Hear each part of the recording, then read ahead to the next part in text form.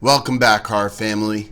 I recently found a gem on Netflix that has been sitting in my list for a few months now. The concept sounded interesting at first, but I kept putting it off for viewing.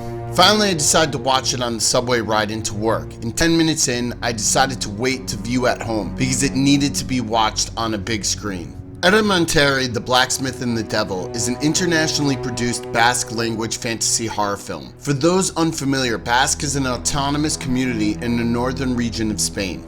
Directed by Paul Urquijo Alijo, it is a fantastic retelling of one of folklore's oldest stories. In it, a blacksmith makes a pact with a demon to save his life from a regional war in exchange for his soul, only to renege on that deal and take the demon prisoner to prevent the closure of their pact. I will not go too in depth in order to prevent any spoilers for those seeking to watch, but I must implore you as horror fans to give it a try. Unfortunately, it is English dubbed, which I feel sometimes ruins films. I would much rather watch in the original language with subtitles, but this single critique does not take away from the overall story or pacing of the film. It involves many conceptual themes such as deceit, betrayal, innocence, suffering, and the overall hypocrisy of heaven and hell. This video though is not meant as a movie review, but more a look into the source material, an old European tale, The Smith and the Devil. Collected by Brothers Grimm for their original volumes in 1812, it was removed in 1822. But according to linguists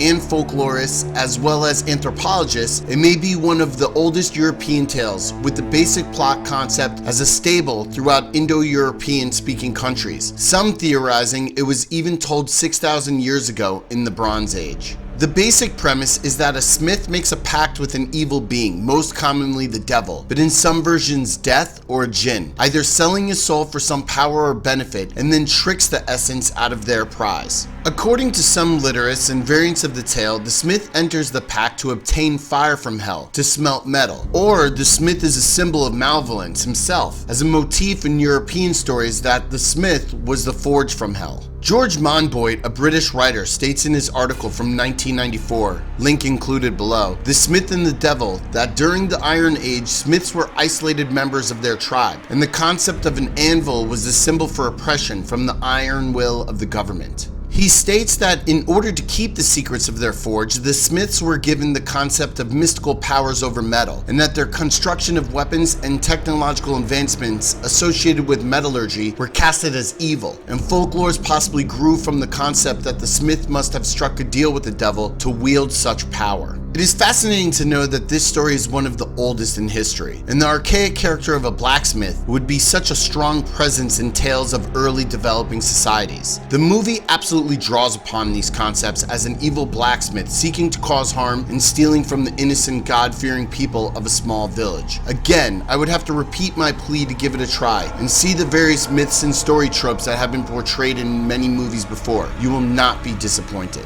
Have you seen Errementari, The Blacksmith and the Devil? What other versions of the folklore do you think derive from this old story? Tell me your thoughts in the comment section below, and please remember to like, share, and subscribe.